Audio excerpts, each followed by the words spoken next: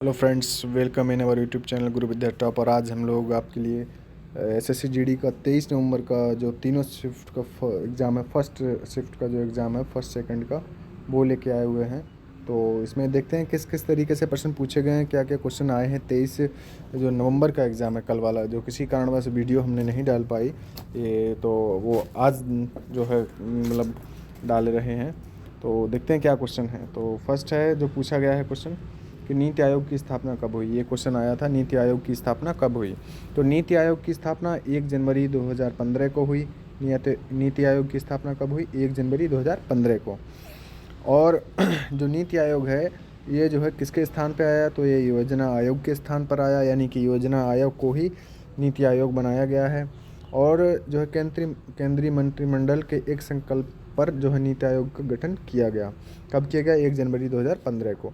नीति आयोग का मुख्यालय कहाँ पे है? नई दिल्ली में है। और इसके अध्यक्ष कौन होता है नीति आयोग का? तो नीति आयोग का जो अध्यक्ष होता है वो होता है प्रधानमंत्री। तो वर्तमान में कौन है? नरेंद्र मोदी। ये अभी जब से 2015 से लेके अब तक यही है। तो उपाध्यक्ष कौन होता है? उपाध्यक्ष जो होता है नीति आयोग का, उसको प्रधानमंत्री द्वारा नियुक्त किया जाता है। तो इसमें जो है जो पहले उपाध्यक्ष रहे इसके, तो पहले उपाध्यक्ष रहे नीति आयोग के, वो कौन थे? अरविंद पनगड़िया।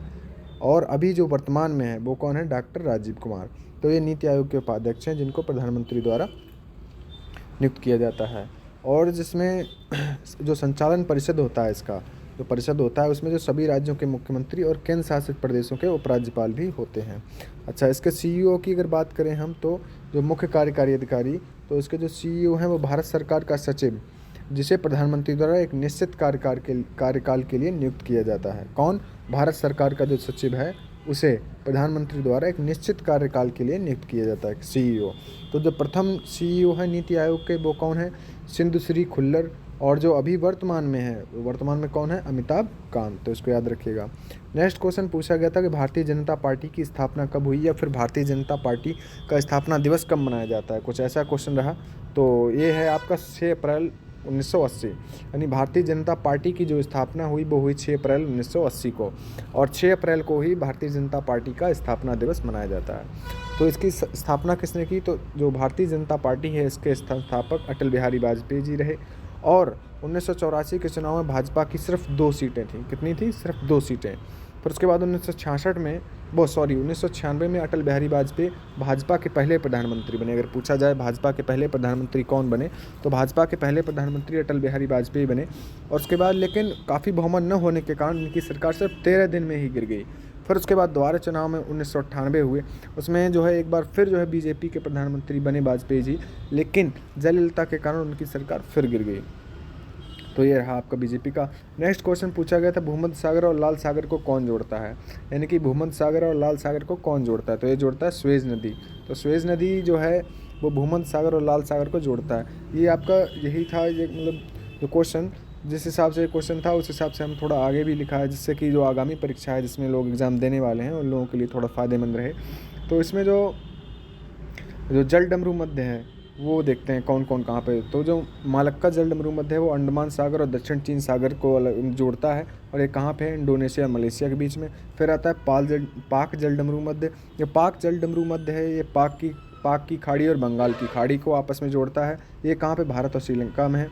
उसके बाद आता है सुंडा जल डमरू मध्य। तो सुंडा जो जल डमरू मध्य है वो इंडोनेशिया में है, जो जावा और सागर और हिंद महासागर को, कौन से को? जावा सागर और हिंद महासागर को आपस में जोड़ता है। कौन सा? सुंडा जलडमरू मध्य। और ये कहाँ पे है? इंडोनेशिया में। फिर देखते हैं, ये है यूकेटन। यूकेटन कहाँ पे है? मैक्सिको की खाड़ी और कैरेबियन सागर की खाड़ी। तो ये इन दोनों को आपस में जोड़ता है। कौन कहाँ पे है? ये मैक्सिको में है। तो इसमें, और इसको आप लोग जो है इसमें नीचे से PDF डाउनलोड कर लीजिएगा और वहाँ से इसको आप लोग पढ़ सकते हैं। इसको, ये जो सभी हैं इसमें जो काफ़ी दे रखे हैं। उसके बाद है कि नेक्स्ट क्वेश्चन पूछा गया था 2020 का ग्लोबल टीचर अवार्ड किसे दिया गया।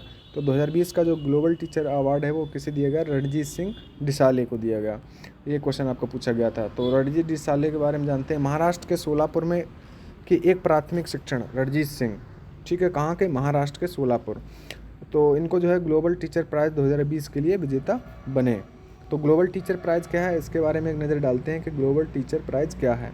तो इसके तहत $1 मिलियन की पुरस्कार राशि दी जाती है। यह पुरस्कार प्रतिवर्ष ऐसे असाधारण शिक्षक को प्रदान किया जाता है जिसने अपने पेशे हेतु उत्कृष्ट योगदान दिया है। तो ये किसके द्वारा दिया जाता है? वर्की फाउंडेशन। तो वर्की फाउंडेशन इस पुरस्कार का संस्थापक है, जो कि वैश्विक धर्मार्थ संस्थान है तथा शिक्षक मानकों में सुधार लाने पर केंद्रित है। यह पुरस्कार यूनेस्को की साझेदारी में आयोजित किया जाता है। नेक्स्ट देखते हैं क्या पूछा गया था। नेक्स्ट पूछा गया था ऐसा कौन सा रोग है जिसमें मनुष्य के दिमाग की सोचने की क्षमता प्रभावित होती है। मनुष्य के जो दिमाग की सोचने की क्षमता वो प्रभावित होती है। ये क्या है? डिमेंशिया, या इसको हम लोग कहते हैं मनोभ्रंश।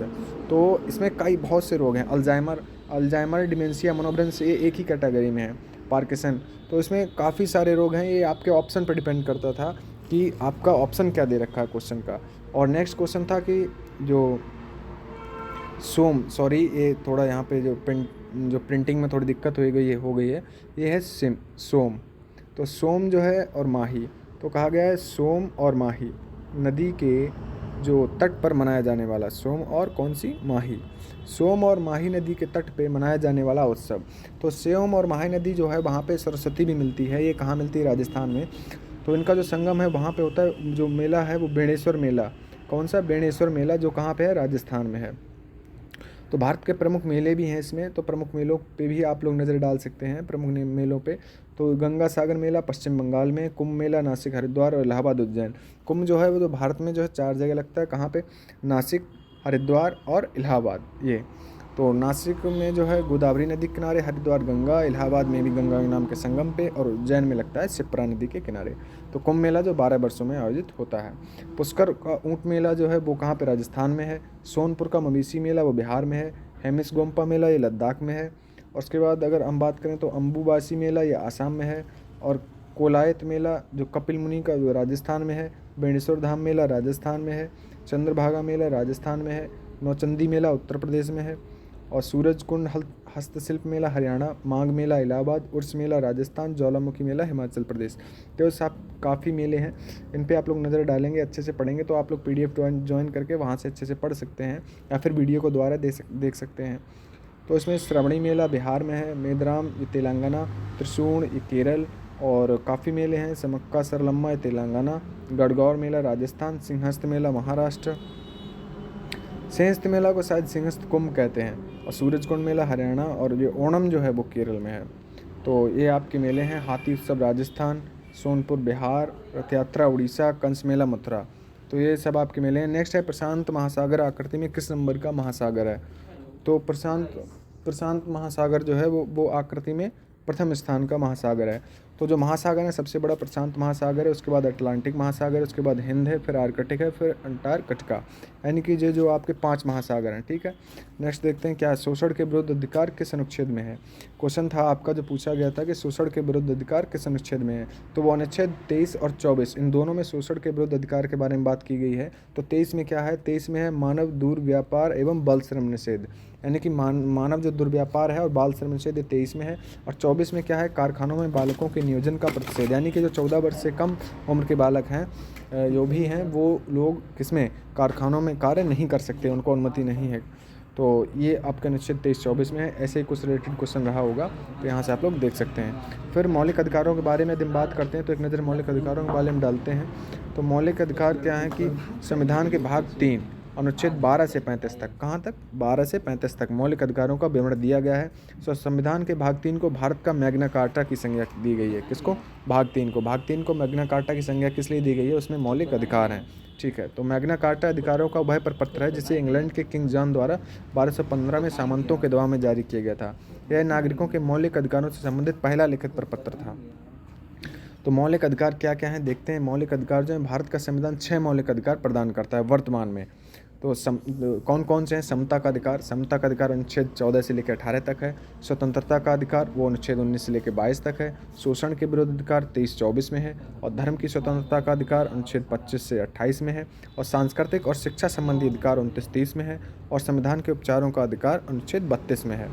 ठीक है, उसके बाद अगर हम बात करें मूल संविधान की, तो मूल संविधान में जो संपत्ति का अधिकार अनुच्छेद 31 था वो शामिल था, लेकिन हालांकि 40वें संविधान संशोधन जो अधिनियम 1978 द्वारा मौलिक अधिकारों की सूची से हटा दिया गया। यानी जो मूल संविधान के जो थे, मूल संविधान में जो मौलिक अधिकार थे 7, उनमें से किसको हटा दिया गया? संपत्ति के अधिकार को। अब ये कहाँ कर दिया गया है? तो इसे संविधान के भाग जो है ये 12 में अनुच्छेद 300 के तहत कानूनी अधिकार बना दिया गया है। तो अब ये कानूनी अधिकार हो गया है। ठीक है, नेक्स्ट क्वेश्चन देखते हैं कौन सा है। नेक्स्ट है 6वीं शताब्दी के मध्य चांदी के सिक्के कौन सी धातु के चलाए गए? अच्छा, आप लोग कमेंट करिएगा कि किस जो है तरह के सिक्के चलाए गए, कमेंट जरूर करिएगा। और नेक्स्ट देखते हैं गोवा की स्थापना। गोवा की स्थापना पूछी गई, तो गोवा की स्थापना 30 मई 1987 को हुई। और पूछा गया कि 2020 में ओडीआई क्रिकेट में सबसे ज़्यादा रन किस खिलाड़ी ने बनाए? तो ये बनाए हैं विराट कोहली ने। किसमें? ओडीआई में। 2020 की बात की गई है, तो 2020 में ओडीआई में सबसे ज़्यादा जो क्रिकेट खिलाड़ी किसने बनाए? विराट कोहली ने। यदि हम बात करें ओडीआई के आज तक के रिकॉर्ड की, तो आज तक के रिकॉर्ड में जो अब तक का सबसे ज़्यादा रन है वो सचिन तेंदुलकर के हैं। सबसे ज़्यादा कितने हैं? 18,426 रन। दूसरे नंबर पे कुमार संगकारा हैं। तीसरे नंबर पे रिकी पॉन्टिंग। ओडीआई ये पूरे वर्ल्ड की बात है। तो नेक्स्ट क्वेश्चन है, इसमें क्या है? हाँ, ओडीआई क्रिकेट में सबसे तेज़, नेक्स्ट क्वेश्चन है ओडीआई क्रिकेट में सबसे तेज़ 12,000 रन और साथ ही 22,000 रन पूरे करने वाला खिलाड़ी कौन बना है? तो ये भी आपके विराट कोहली हैं। तो यदि आप लोगों को अच्छा लगा है तो फिर सब्सक्राइब ज़रूर करिए और शेयर करिए। और अभी मिलते हैं नेक्स्ट वीडियो में, और तब तक के लिए धन्यवाद।